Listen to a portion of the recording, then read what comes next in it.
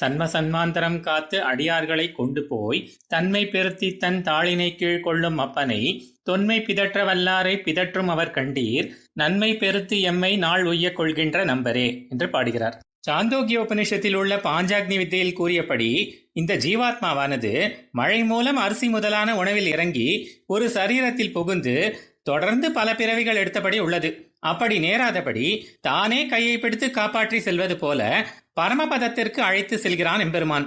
இவ்விதம் யாரை அழைத்து செல்கிறான்? பகவானுக்கு நாம் அடிமை என்ற ஞானம் பெற்று ஒரு ஆச்சாரியனின் மூலம் சரணாகதி பண்ணின அடியார்களை அழைத்துச் செல்கிறான். வேறு என்னென்னவெல்லாம் செய்கிறான்? இந்த சரீரத்தை விட்டு ஜீவாத்மா மேலே செல்லும் போது விரஜா நதிக்கு செல்லும் வரை வழியில் அனைத்தையும் தாங்கும்படி ஒரு சூக்ஷ்ம சரீரத்தை தருகிறான். பரமபதத்தின் உள்ளே தானே வந்து அழைத்துச் செல்கிறான்.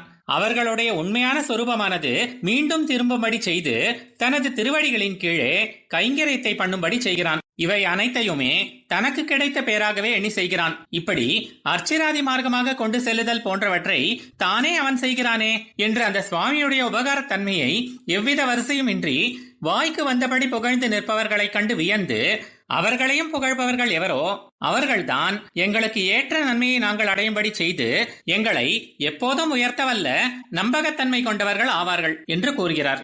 ஆழ்வார் எம்பெருமானார் ஜீயர் திருவடிகளே சரணம்.